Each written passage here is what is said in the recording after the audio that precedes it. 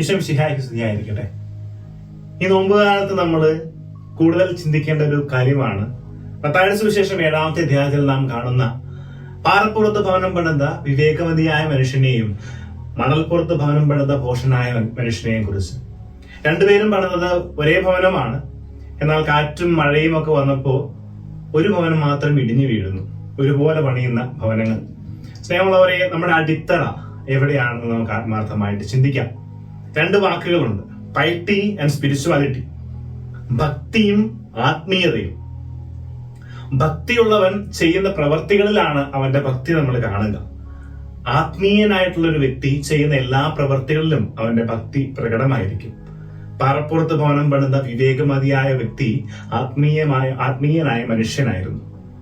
മണൽപ്പുറത്ത് ഭവനം പണിത ഭോഷനായ മനുഷ്യൻ ഭക്തിയുള്ളവനായിരുന്നു, പക്ഷെ അവന്റെ അടിത്തറ ഉറപ്പുള്ളതായിരുന്നില്ല. ഈ നോമ്പുകാലത്ത് നമ്മുടെ അടിത്തറകളെ പരിശോധിക്കാം. നമ്മുടെ അടിത്തറ ക്രിസ്തു ആണെങ്കിൽ നമ്മുടെ ഭവനം ഇളകാതെ നിൽക്കും. നമ്മുടെ എല്ലാവരുടെയും അടിസ്ഥാനം ക്രിസ്തു ആകട്ടെ. അധരം കൊണ്ട് ദൈവത്തെ സ്തുതിക്കാതെ ഹൃദയം കൊണ്ട് ദൈവത്തെ ആരാധിക്കാൻ നമുക്കും സാധിക്കട്ടെ. ഈ നോമ്പുകാലത്തിന്റെ നല്ല ആശംസകൾ എല്ലാവർക്കും ഒത്തിരി സ്നേഹത്തോടെ നേരുന്നു. ദൈവം നമ്മെ സമൃദ്ധമായിട്ട് അനുഗ്രഹിക്കട്ടെ.